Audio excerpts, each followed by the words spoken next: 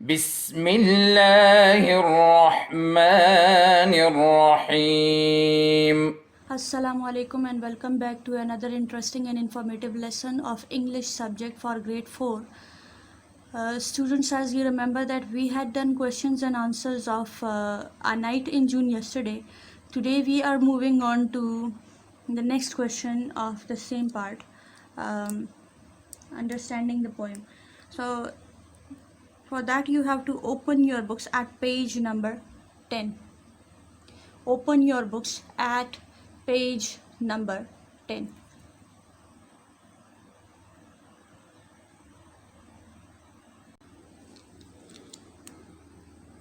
This is question number 2. Answer the questions about this line from the poem. Answer the questions about this line from the poem. The little birds are peeping yet. The little birds are peeping yet. परिंदे अभी तक चहचहा रहे हैं. Now the first question related to this sentence is, this sentence means. Now what is the meaning of this sentence? इस sentence का मतलब क्या है? The birds are little but they are peeping. अच्छा, यहाँ पर मैंने भी बताया कि इस सेंटेंस का मतलब है कि परिंदे अभी तक चहचहा रहे हैं. So what is the meaning of this अभी तक? Yet. Now yet से रिलेटेड ये लोग पूछ रहे हैं. Yet अभी तक का क्या मतलब है? The birds are little but they are peeping. बहुत छोटे परिंदे हैं इस और उसके बावजूद चहचहा रहे हैं. क्या इस सेंटेंस का ये मीनिंग है? The birds are still peeping even though it is late. The birds are still peeping even though it's late. परिंदे अभी तक चहचहा रहे हैं हालांकि बहुत देर हो चुकी है. And the third option is, the birds are peeping but. Now यहाँ पर कोई भी सिचुएशन इसमें ऐड की जा सकती है कि फलां सिचुएशन है इसके बावजूद ये लोग चहचहा रहे हैं. सो सिचुएशन की वजह से या बहुत देर हो चुकी है उसके बावजूद अभी तक चहचहा रहे हैं, या बहुत छोटे परिंदे हैं और इसके बावजूद चहचहा रहे हैं. तो इन तीनों को अगर देखा जाए, we have 3 options. Number 1 is परिंदे बहुत छोटे हैं इसके बावजूद चहचहा रहे हैं. The birds are still peeping even the it's late, बहुत देर हो चुकी है उसके बावजूद चहचहा रहे हैं. और the birds are peeping but. Now इसमें हम कोई सिचुएशन ले सकते हैं कि इंतहाई सर्दी, वैसे सर्दी नहीं है, जून है, इंतहाई गर्मी के बावजूद चहचहा रहे हैं, या बहुत समझाने के बावजूद भी चहचहा रहे हैं. कुछ भी हो सकता है. Any situation can be added to this sentence. तो according to the poem, the correct answer of this sentence is option B. Option B. The birds are still peeping even though it is late. Now they have given you 3 boxes against the given sentences. Against means in front of. इन्होंने आपको जो sentences दिए हैं, जो answers दिए हैं, उनके सामने आपको कुछ बॉक्सेस दिए हैं जिसमें आप टिक मार्क लगाएंगे. So the correct answer is option B. So you have to put a tick mark in the given box, just like this. Now the second question related to this sentence is, what time of day it is. Now अगर आपको poem याद हो तो आपको पता होगा कि what time of day it is, किस वक्त की बात है ये, कि the birds are peeping yet. एक तो इससे पहले का जो क्वेश्चन हमने अभी डिस्कस किया तो वो लेट नाइट है. So it's night. What time of day it is? It's night. हम इसका आंसर इसके सामने भी लिख सकते हैं. You have to draw a straight line, and students avoid drawing freehand lines. Whenever you are writing, there should be a straight line so that your work look neat. कोई भी काम करने से पहले आप देखिए कि उसको नीट बनाने के लिए आप क्या क्या कर सकते हैं. आप बुक पे आप काम करें तो कम से कम यहाँ आप एक स्ट्रेट लाइन ड्रॉ करें और उसके बाद उसका आंसर इसके सामने लिखें. So the answer is it's night or it is night.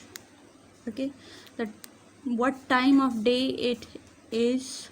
So it is night. Where are the birds peeping? Where are the birds peeping? Very good. The birds are peeping among the bushes and trees. The birds are peeping among the bushes and trees.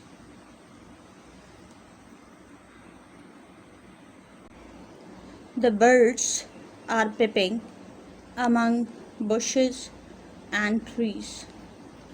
The birds are peeping among bushes and trees. Now the fourth question is, what kinds of birds are mentioned in the poem? What kinds of birds are named in the poem? कौन कौन से परिंदों के नामों का तस्करा इस नज़म में हो चुका है? किन किन परिंदों के नाम इस नज़म में मौजूद हैं? So what were the names of the birds? What kind of birds are mentioned in the poem? Very good, your answer is correct. Cuckoo and thrushes. Cuckoo and thrushes. Cuckoo and thrushes. Now students, let's move on to the next question, which is note down the rhyming words in the poem. Rhyming words वो words होते हैं जिनकी आवाज़ हमें बिल्कुल एक जैसी सुनाई देती है. जैसे अगर अभी मैं बोलूँ words और birds तो ये आवाज़ बिल्कुल एक जैसी है. Next word is for and pour. इन दोनों की आवाज़ भी बिल्कुल एक जैसी है. trees and threes. अब ये जो मैंने 3 एग्जाम्पल्स बोली, ये तीनों राइमिंग पेयर्स थे. अच्छा, 2 एक जैसी आवाज़ वाले वर्ड्स एक दूसरे का पेयर होते हैं, जोड़ा. राइमिंग पेयर्स हमने इस पोइम में से ढूंढने. अच्छा, मैंने अभी एग्जांपल्स बोली हैं, उनमें से कुछ बुक से थी और कुछ मेरे अपने जहन से थी, लेकिन इस क्वेश्चन के आंसर में आपने सिर्फ वही राइमिंग वर्ड्स लिखने हैं जो पोइम में मौजूद है. Note down the rhyming words in the poem. In the poem. तो हम कोई और राइमिंग वर्ड्स नहीं लिख सकते इसमें.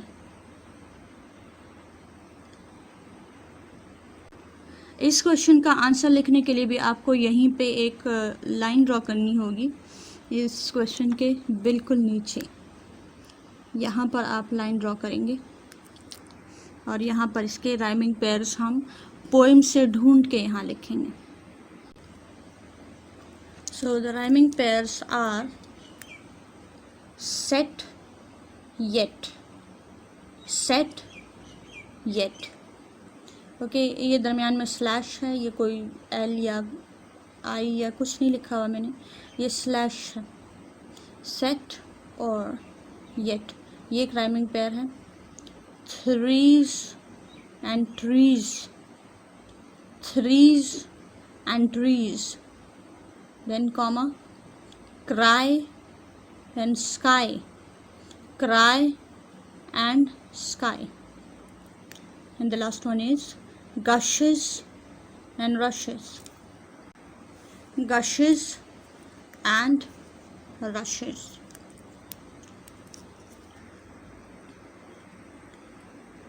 Now let's move on to the next question, which is, do the rhyming words form a pattern?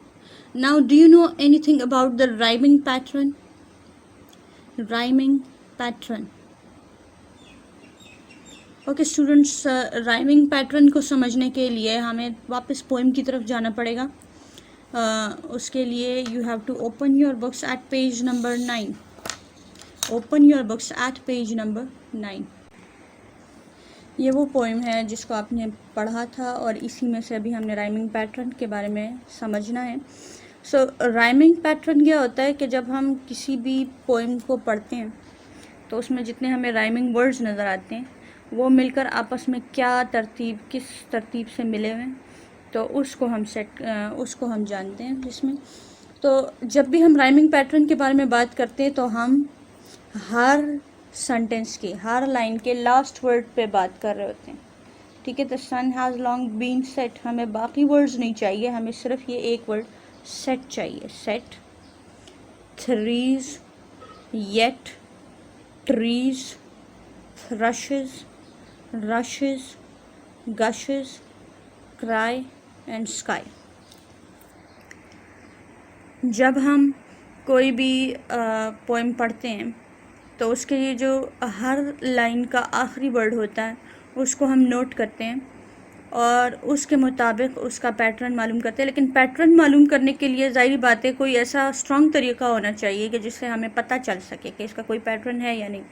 उसके लिए हम क्या करेंगे, जो फर्स्ट वर्ड है उसका कोई नाम रख लेते हैं और अगर बिल्कुल वैसा ही कोई वर्ड हमारे सामने आए तो हम उसका भी सेम वही नाम रखेंगे. जैसे फॉर एग्जांपल ये फर्स्ट वर्ड है सेट. सेट, अगर इसका एग्जैक्ट राइमिंग वर्ड हमें मिल जाए, जैसे ये येट है, सेट, तो सेट और येट का हम सेम नाम रखेंगे और वो क्या होगा, ए. सेट के सामने भी हम ए लिखेंगे और येट के सामने भी ए लिखेंगे. कैसे लिखेंगे मैं आपको लिख के दिखाती हूँ. अच्छा, यहाँ आपने स्मॉल अल्फ़ाबेट ही यूज़ करना है, आपको दूसरा अल्फ़ाबेट की परमिशन नहीं होती, कैपिटल लेटर्स की परमिशन नहीं होती. तो सेट और येट, और अगर कोई ऐसा यही राइमिंग वर्ड हमें कोई और मिल जाता है तो हम उसका नाम भी ए रखेंगे. ठीक है, बट फ़िलहाल नहीं है तो इसलिए हम आगे की तरफ जा रहे हैं. हमारे पास जो दूसरा वर्ड है वो है थ्रीज़. थ्रीज़ और ट्रीज़. अच्छा, ए के बाद बारी आती है बी की और जो दूसरा वर्ड हमारे पास आया है थ्रीज़, उसकी जो साउंड है वो सेट से डिफरेंट है तो हम इसका नाम बी रखेंगे. ठीक है, ए के बाद बारी आती है बी की. फर्स्ट लाइन के बाद बारी आती है सेकंड लाइन की. सेकंड लाइन में जो वर्ड है वो डिफरेंट है तो इसलिए इसका नाम हम बी रखेंगे. लेकिन आप देख लें कि थ्रीज़ और ट्रीज़ दोनों की साउंड बिल्कुल सेम है तो इसलिए हम दोनों का नाम सेम रखेंगे, दोनों का नाम बी है. ठीक है, अब यहाँ तक जितना पोएम का राइमिंग पैटर्न है वो है ए बी. ठीक है, अब हम नेक्स्ट लाइन की तरफ जा रहे हैं. उसमें जो हमारे पास वर्ड है वो थ्रशेज है और फिर है रशेज और फिर गशेज. तीनों सेम साउंड्स है तो ए तो हो गया, बी नाम भी हो गया. अब हम ये नाम किसी का नहीं रख सकते तो नेक्स्ट नाम क्या होगा, सी. तो हम इन तीनों लाइंस का सेम नाम रखेंगे क्योंकि तीनों की सेम साउंड है, थ्रशेज, रशेज, गशेज. ठीक है, तो यहाँ इन तीनों का नेम आएगा सी सी सी. अब आखिर में जो दो लाइंस रह गई हैं उनका ऑब्वियसली नाम बनेगा डी एंड डी.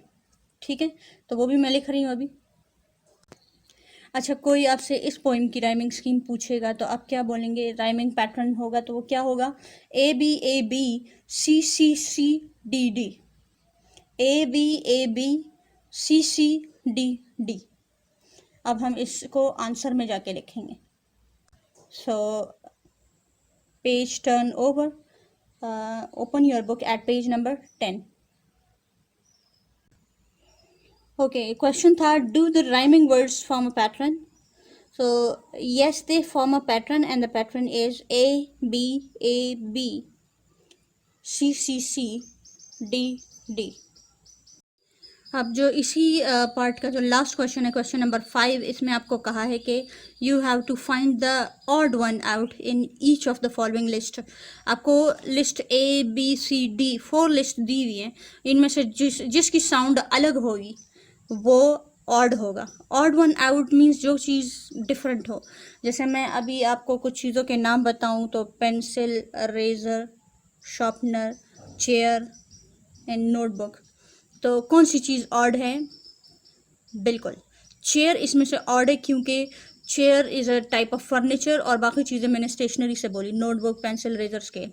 ठीक है, ये सारी चीज़ें स्टेशनरी थी और एक मैंने चेयर डिफरेंट बोला तो वो, लेकिन यहाँ पर आपने डिफरेंट साउंड वाली चीज़ को पकड़ना है, आपने डिफरेंट चीज़ को नहीं पकड़ना है, क्योंकि सारी चीज़ें डिफरेंट है। मैं बोलने वाली हूँ ये वर्ड्स, एक एक लिस्ट बोलना शुरू कर रही हूँ। Set, met, depth, yet, get, eat, threat. दोबारा बोलूं, set, met, depth, yet, get, eat, threat.